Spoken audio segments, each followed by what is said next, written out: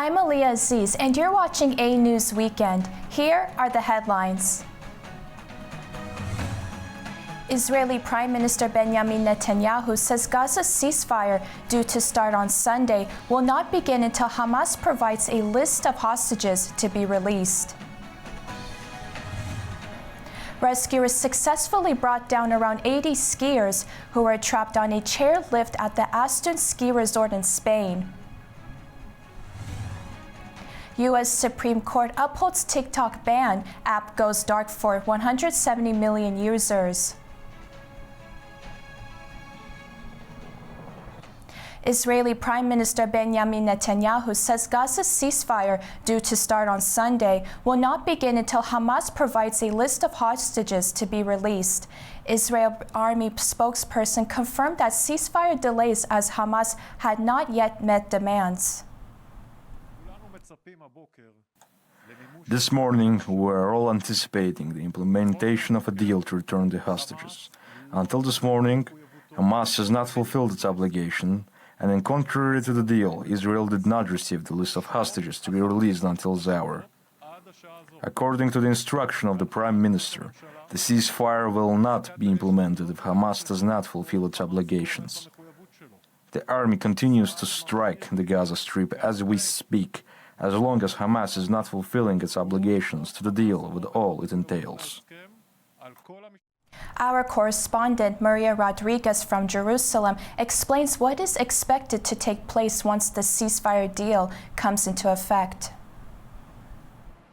The Israeli government approved the hostage deal at 1 a.m. on Saturday after over 7 hours of debate. 24 ministers voted in favor and 8 voted against, with National Security Minister Itamar Ben-Gvir and Finance Minister Bezalel Smotrich threatened to leave the government if a ceasefire deal was approved. So this Sunday, the first 3 hostages, 3 women, will return to their homes. This agreement is divided into 3 stages.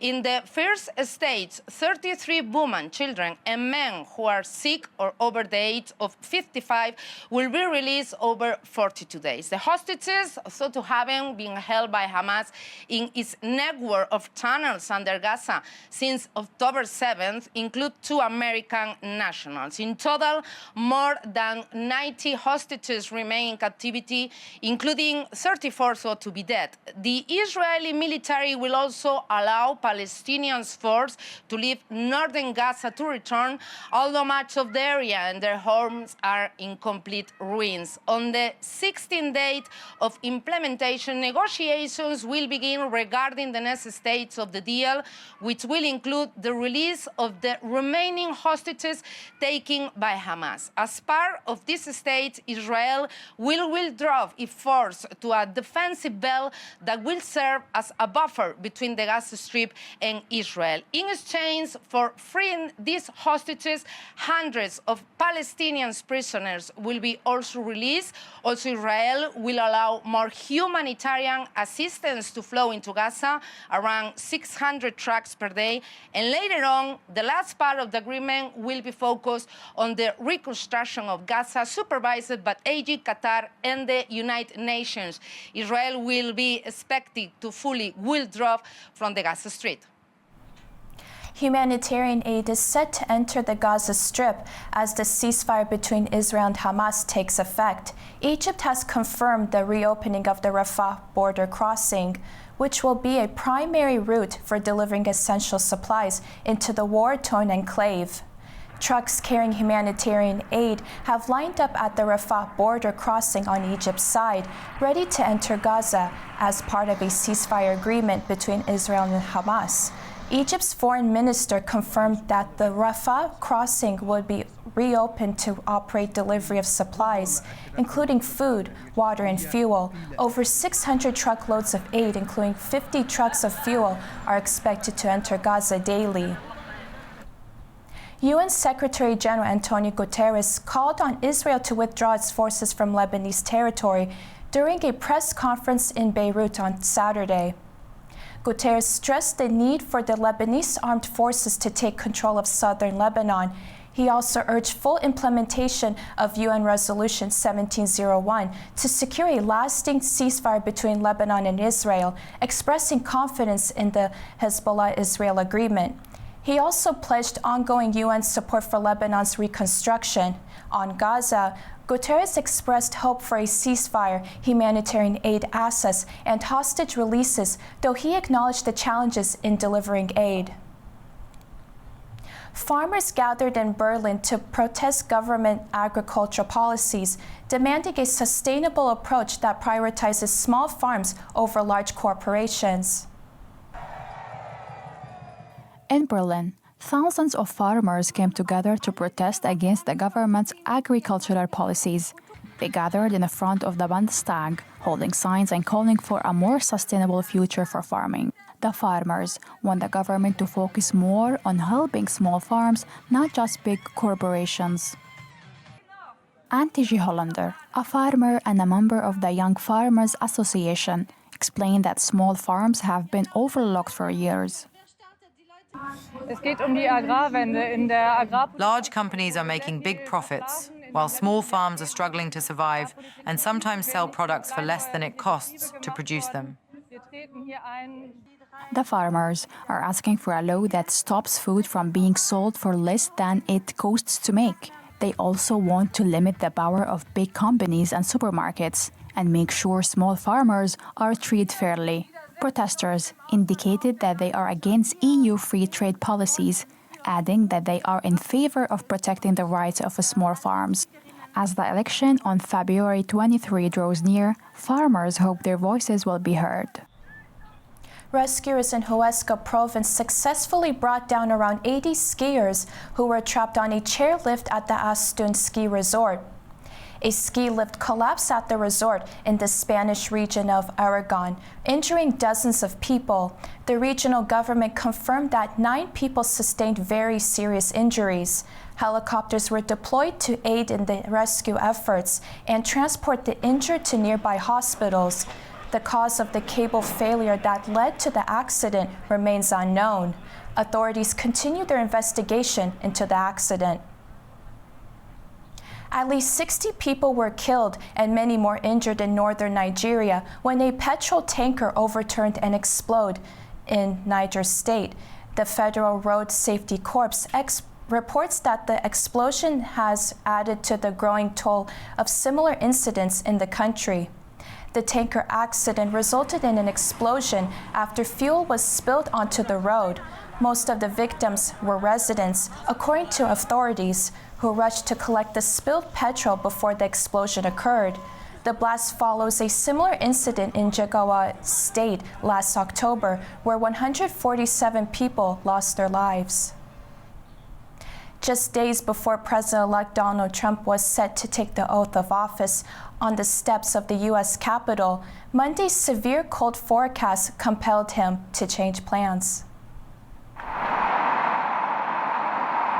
Donald Trump announced that the U.S. presidential inaugural ceremonies will be moved indoors for the first time in 40 years.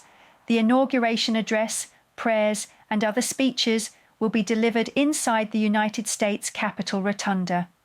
The last time an inauguration was moved indoors because of the bitter cold was in 1985 for former Republican President Ronald Reagan's second swearing-in, when the afternoon wind chill fell into the range of -10 to -20 degrees Fahrenheit. The forecast for Washington on Monday puts temperatures at the time of Trump's swearing-in at around 19 degrees Fahrenheit and will feel even colder with wind chill. According to Trump, his presidential parade would be moved to Capital One Arena, a sports venue in downtown Washington that holds 20,000 people. It was not immediately clear how a parade would be organized inside the sports venue. Donald Trump returned to Washington for inauguration celebrations, starting with a rally and events despite freezing temperatures. President-elect Donald Trump arrived in Washington on Saturday for pre-inauguration celebrations amid record cold. After landing at Dulles Airport, he traveled to his golf club in Sterling, Virginia. Trump flew from Palm Beach, Florida, where he prepared for the transition after defeating Vice President Kamala Harris in the November election. His wife Melania, daughter Ivanka, and son-in-law Jared Kushner accompanied him. Trump plans to hold a rally at the Capital One Arena on Sunday and post-inauguration event on Monday. Fires broke out in a migrant camp in northern Mexico as a group of refugees tried to avoid arrest during a night operation by government forces to clear the site. Migrants in Mexico's northern city of Chihuahua set fire to their blankets and mattresses in an attempt to avoid a raid by government forces. About 250 Mexican officials, including National Guard military police in anti-riot gear, surrounded the encampment at midnight. A migration official says the goal of the operation was to bring the migrants to Mexico's southern border, where they would be told to return to their home countries. The migrants tried to slip out carrying babies and their belongings. The police arrived with the migration. We got to the shelter today. Unfortunately, all this is happening. We don't know what is happening and we are disoriented. We are here. We are scared. The National Guard, immigration and police arrived. They came to us at Practically midnight. 12:30 midnight. They came to us. And they surrounded the camp and places where we were at. They asked to simply talk, that they were going to do an inspection and all of that. Supposedly, they were gonna check the children. Tell me, is it logical to come with this whole police and military force, supposedly to do an inspection at a camp, when they could do it during the day? Days ago, the police came and did a census. Hey, they're coming. They're coming. This enforcement action near the United States border comes as U.S. President-elect Donald Trump is set to be inaugurated on Monday. He's accused Mexico's government of not doing enough to curb migration into the United States and threatened sweeping tariffs. Though it is not clear how many people were detained, no deaths or injuries were reported in the blaze, which was extinguished in under an hour. The U.S. Supreme Court upheld the TikTok ban in the United States, blocking the app for 170 million users since Sunday. The court ruled that the law does not violate free speech rights, siding with U.S. national security concerns over the app's ownership by Chinese company ByteDance. TikTok stopped working in the United States late on Saturday and disappeared from Apple and Google App stores ahead of a law that takes effect on Sunday, requiring the shutdown of the platform used by 170 million Americans. Earlier, White House officials stated they would not enforce the ban and will leave the decision to President-elect Donald Trump. During his campaign, Trump pledged to save TikTok, and his team is exploring options to delay the ban or keep the app. Meanwhile, TikTok's CEO has thanked President-elect Donald Trump for his support in the fight to keep the popular app alive in the U.S. TikTok's CEO, AnewZ Chu, expressed his gratitude to President-elect Trump after the U.S. Supreme Court upheld a law that mandates the app's Chinese parent company, ByteDance, to either sell TikTok or shut it down in the US by January 19th. In a video message, Chu thanked Trump for his efforts to find a solution to keep TikTok operational. As you know, we have been fighting to protect the constitutional right to free speech for the more than 170 million Americans who use our platform every day to connect, create, discover, and achieve their dreams. On behalf of everyone at TikTok and all our users across the country, I want to thank President Trump for his commitment to work with us to find a solution that keeps TikTok available in the United States. As the future of TikTok in the US hangs in the balance, Chu directly addressed the platform's 170 million American users, pledging to fight for their right to continue using the app. Chu's message highlights TikTok's role in the lives of millions of creators, small businesses, and everyday users. But for now, the clock is ticking, and the app's future in America remains uncertain as decisions rest with incoming leadership. And now to the region. BP has restarted production at Shah Deniz Alpha's facility after resolving technical issues that previously halted operations. The shutdown had significant ripple effects, cutting off supplies of Azerbaijani gas to Bulgaria and Serbia. In an exclusive statement to AnewZ, BP's area production manager for Shah Deniz, James Dunbar, confirmed the restart and emphasized that all technical challenges have been addressed.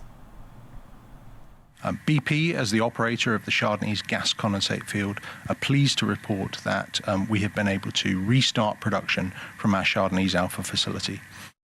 The technical issue that was observed with the gas condensate export pipeline has now been fully and safely resolved. We look forward to continuing our ramp up and return to full production over the next few days.